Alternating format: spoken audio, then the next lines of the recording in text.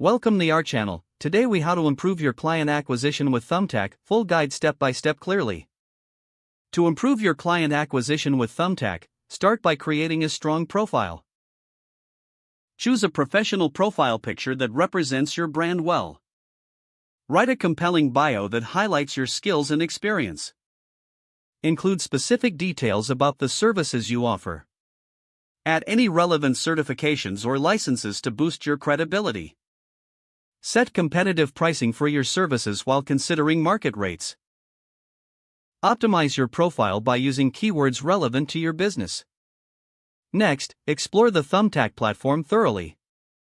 Familiarize yourself with the features, tools, and options available.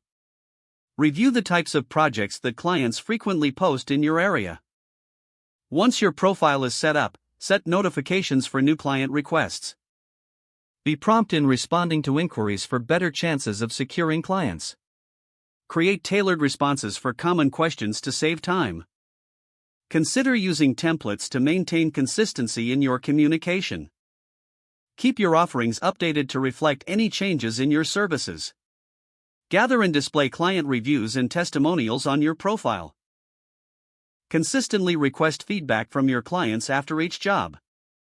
Leverage your existing network to gain initial traction. Share your Thumbtack profile link on social media and professional platforms. Regularly check and analyze your performance metrics on Thumbtack.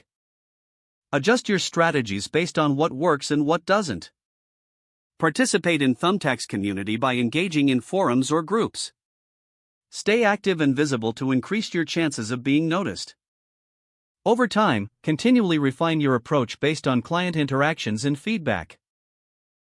By following these steps, you can enhance your client acquisition efforts through Thumbtack effectively.